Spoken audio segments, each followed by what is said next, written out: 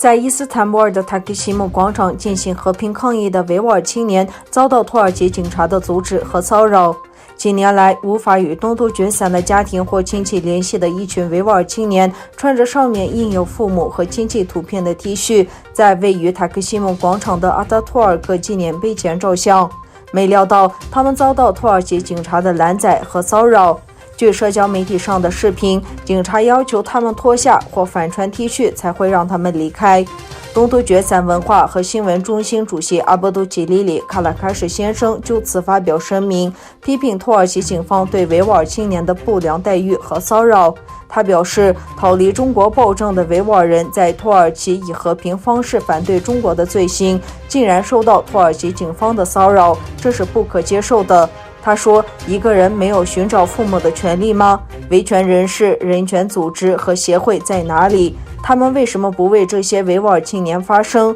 历史不会忘记他们。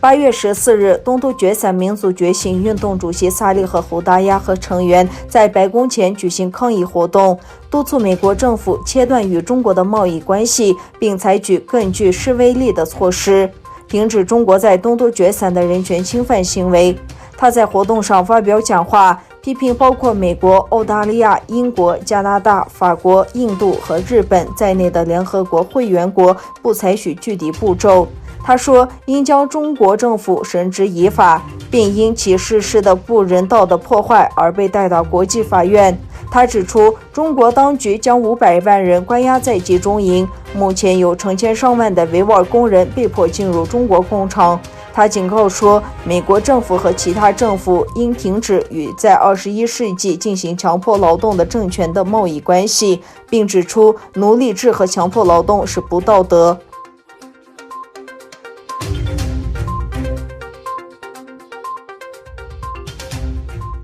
美国国会要求世界银行就其在东突厥散的一项5000万美元贷款的持续运作给出答案。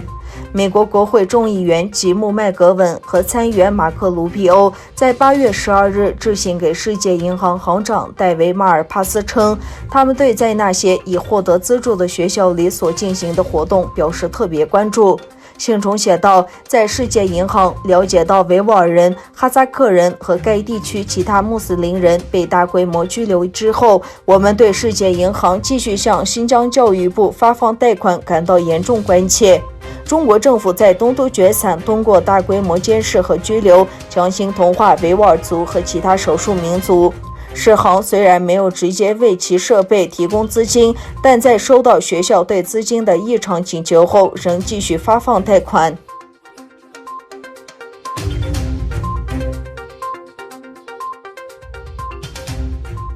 美国再度加紧对中国电信巨头华为封杀行动。美国商务部公布修订版禁令，将38家华为子公司列入实体清单，针对第三方供应商堵漏补缺，力求严控华为取得任何美国技术的渠道。华盛顿方面的禁令立即招致北京方面严词谴责。中国指责华盛顿政府以针对中国科技公司华为的制裁损害全球贸易。美国商务部此举使得5月宣布的限制措施范围扩大，旨在阻止华为在未经特别许可的情况下获得半导体，包括由国外公司以美国软件或技术开发或生产的芯片。此类交易必须获得美国商务部许可。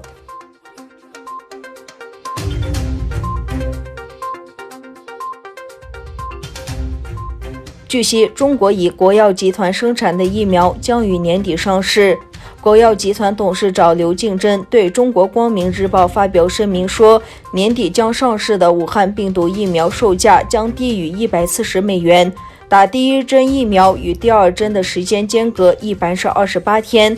刘敬珍指出，生活在大城市的工人和学生需要接种疫苗，居住在人口稀少的农村地区的人们就可以不用打。刘敬珍说，他自己已接种疫苗，该医药集团疫苗年产能达2.2亿剂。